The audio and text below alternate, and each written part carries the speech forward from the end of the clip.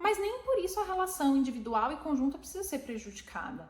Por que algumas pessoas conseguem, mesmo no meio do caos, mesmo no meio da agonia, manter uma relação de amor e uma relação próxima com os filhos e outras pessoas não? O que será que essas pessoas que conseguem fazer isso fazem de diferente, que conseguem manter esse resultado de amor incondicional nos tempos desafiadores, por exemplo, da adolescência? Eu vou te contar. Reza a lenda que todo filho ama seus pais e vice-versa. Será que isso é verdade? Será que é uma mentira? Talvez uma meia-verdade? O que você acha? Me fala. Eu sou a Aline, eu sou especialista em comportamento humano, especializada no desenvolvimento e comportamento de adolescentes e seus pais, e eu quero falar sobre essa construção da relação entre pais e filhos, principalmente na adolescência. Minha missão é ensinar os pais o que fazer em qualquer situação e parar de sofrer na adolescência. A gente já falou muitas vezes sobre os conflitos e as alegrias de ter uma relação saudável com os nossos filhos. Mas hoje, neste vídeo aqui, eu quero falar mais da base, de construção dessa relação e como é que ela se rompe aí ao longo do desenvolvimento dos nossos filhos e principalmente na adolescência. Entender o fundamento dessa relação, ele abre um mundo de possibilidades e de ideias do que fazer para garantir que essa relação seja tranquila, seja saudável, ao longo de todo o processo, ao longo de todas as fases de desenvolvimento e principalmente na fase da adolescência, que a gente pode, no mínimo, assim, no baixo, chamar de delicada. Bom, eu abri o vídeo dizendo que reza a lenda que todo pai ama seus filhos e vice-versa. Lenda, você sabe o que é lenda? Lenda é uma história que é transmitida de geração em geração, de forma oral, para explicar algum acontecimento, alguma coisa que não tem uma explicação científica ou muito clara. E a lenda, querendo ou não, ela vai juntando fatos com a percepção de quem está contando, e ela vai se modificando conforme a história vai passando de geração em geração. E quando a gente vê, a gente tem aí um ditado ou uma frase ou uma verdade que todas as pessoas acreditam ou que a maior parte das pessoas acreditam. Obviamente que lá no passado a gente não tinha tantos estudos sobre as relações como a gente tem hoje. Fazia muito sentido a gente falar que o amor dos filhos e que o amor dos pais também acontecia de uma forma incondicional, se mantinha ao longo de toda a vida, até pela questão do laço sanguíneo, do laço biológico. Mas se a gente levar em conta que no passado a educação era bastante autoritarista, essa lenda, para pensar, ela também faz muito sentido para que a gente possa fazer o que a gente quer como pais, fazer os nossos filhos acreditarem que eles têm a obrigação de nos amar, independente do que a gente faça, e justificar os erros que nós pais cometemos em nome desse amor aí incondicional que já vem na pessoa quando nasce. A parte boa de lendas é que ela traz um alívio, né? Para quem acredita nela, para quem tá vivendo uma fase que daqui a pouco ela pode ser um bálsamo ali. A parte ruim é que ela traz um certo conformismo, o que não é interessante quando a gente fala de relações entre pais e filhos. Eu conheço muita gente que negligenciou de forma não intencional, claro, a relação com o filho, principalmente na adolescência, por acreditar que esse amor dos filhos é algo que já vem instalado de fábrica. Eu conheço vários pais que viram assim os filhos se afastarem e alguns até cessar realmente a relação na primeira oportunidade que os filhos tiveram. Assim como eu também já não tenho mais mão para contar quantas vezes eu já ouvi pais e mães se questionando: cadê, gente, esse amor de alma incondicional louco que toma conta de tudo que falam por aí que os pais têm ou que deveriam ter pelos seus filhos?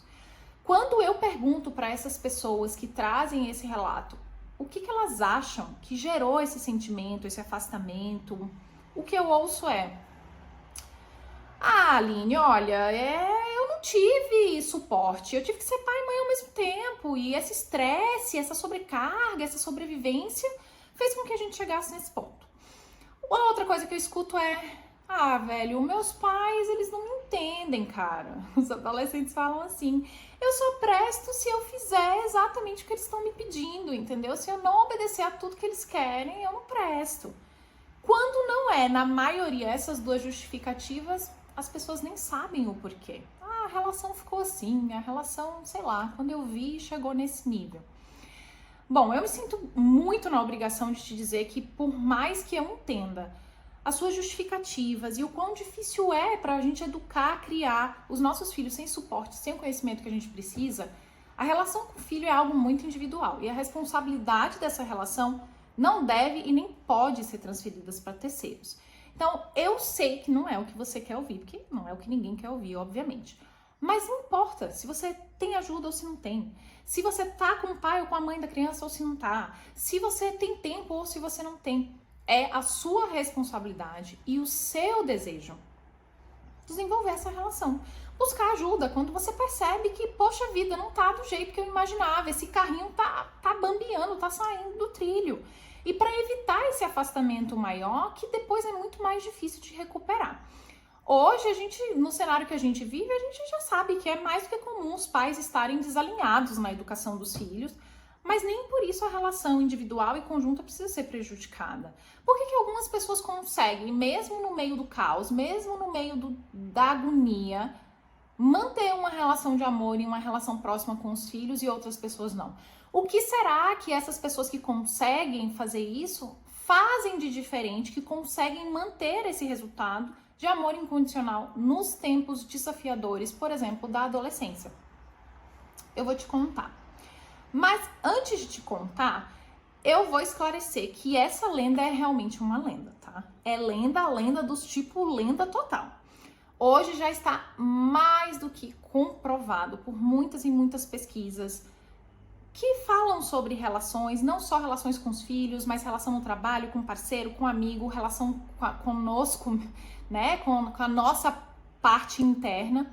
Que a relação com filhos é mais uma relação que precisa de muita dedicação e amor para ela sobreviver, né? Essa é óbvio, a gente não pode desconsiderar que essa relação ela já começa com crédito pra gente, para nós pais, por conta da proximidade, também porque, querendo ou não, quando eles são pequenos, eles dependem de nós, pela imaturidade e incapacidade que eles têm de ver as nossas falhas, eles nos colocam num pedestal. E a gente se aproveita, né, de ser visto e amado incondicionalmente pelos bebês e pelas crianças quando são pequenos. Então a gente acha que isso vai ser para sempre. Mas justamente porque quando os nossos filhos são pequenos, eles precisam de nós, o amor deles não é tão genuíno assim como se imagina. É um amor egoísta. Dá para dizer que é um amor egoísta. Ele te ama, seu filho te ama, porque você supre as necessidades dele, devido à dependência que ele tem dos seus serviços. E principalmente ele não tem uma outra referência, ele está aprendendo o que é o amor, ele está aprendendo como que as coisas funcionam nesse mundo novo. E eles absorvem o amor pela forma que eles se sentem. E no final das contas, quem é que diz não? Uma boquinha desdentada, uma pelezinha macia, um cheirinho de bebê. A gente faz tudo que eles querem. O que há para não amar na gente quando eles são pequenos? Pelo amor de Deus, me diga. Somos perfeitos quando pequenos. Mas nessa primeira fase, por que nessa primeira fase nós estamos com o caminho do coração dessa criança aberto? É que a gente deve cultivar uma relação de muito afeto, de muita transparência, de honestidade, mas principalmente ensinar eles desde muito cedo que o amor é uma reciprocidade. O que acontece é que na primeira infância, a maioria dos pais tem uma relação forte e próxima. E a gente acha que isso vai durar para sempre. E aí aqui vem uma informação de desenvolvimento que vai mudar a sua forma de ver a relação com os filhos de uma maneira geral. Quando eles são pequenos, eles recebem mais do que dão. É uma fase de dependência, é uma fase de egoísmo. Depois eles crescem um pouquinho e eles entram numa fase de querer agradar, pertencer. Então eles entram na doação. Só que na adolescência eles retomam esse processo de olhar para suas próprias necessidades, que de repente mudam pela fase mesmo, pelas mudanças que eles sofrem em vários níveis. E aí eles entram novamente no processo do egoísmo. Vai ter na adolescência um afastamento natural dos pais, que faz parte do processo da busca de identidade, do processo do crescimento, da independência e tudo mais. Mas se o amor não for forte o suficiente, não for profunda, a relação não tiver sido cultivada, vai acontecer um afastamento muito maior do que o que deveria acontecer. Em um fluxo normal de vida, o que acontece? Tem um afastamento, né? Rola conflitos, rola decepções, ambas as partes adotam ideias, crenças sobre si, sobre o outro. E depois, na vida adulta, a relação retoma de uma forma mais próxima, né? O adolescente começa a entender um pouquinho mais o conceito dos pais e o amor reacende. Mas o que efetivamente tem acontecido? Nos últimos tempos, a gente tem visto que as relações não estão retomando como deveriam, ou estão demorando muito para retomar. E quando retomam, tem um amor fragilizado devido aos erros que nós estamos cometendo como pais e que os filhos, quando percebem, querendo ou não, se chateiam, se sentem injustiçados, porque eles não tinham a capacidade e a maturidade de fazer diferente, porque eles não podem escolher os pais que eles têm. Então, eu vou te falar os 3 principais erros que você pode estar cometendo e que muitas pessoas já cometeram e que compromete de fato não só a relação e a convivência entre você e seu filho, mas também o amor que foi construído e que talvez possa ser rompido. O primeiro deles é o que eu considero de maior pena, assim, porque nós passamos a vida inteira da educação dos nossos filhos, bem dizer, se guiando por intuição, tentativa e erro, usando como referência uma educação ultrapassada, ou então educando por demanda, sem fundamentação do presente, porque a gente está com a educação bastante complicada atualmente, de forma generalizada, com a mudança, com tudo que vem acontecendo no mundo. Não ter suporte profissional ao longo de todas as fases do seu filho, não só da adolescência, ao longo de todas as suas fases da paternidade, da maternidade. Não ter esse suporte profissional que é baseado em práticas validadas, pautadas em neurociência, em desenvolvimento, em comportamento, você vai errar mais do que deveria. Você vai errar onde você não poderia. E a sua relação com seu filho vai ser afetada, não tem muito o que dizer. Quando essa relação é afetada, os seus resultados pessoais também vão sofrer. Porque filhos mexem com nossa estrutura. Essa relação com os nossos filhos, ela tem um poder de desestabilizar a gente em todas as áreas da vida, de nos desconstruir, reconstruir. Ela é uma relação muito poderosa. Então, né? Precisamos de mentores, de profissionais, precisamos buscar conhecimento nessa área para que os nossos filhos não paguem o preço da nossa ignorância. O segundo é não nutrir a relação. E isso não é só para filhos, né? A gente confunde muito a questão de impor limites e educar com falta de afetividade. São duas coisas distintas.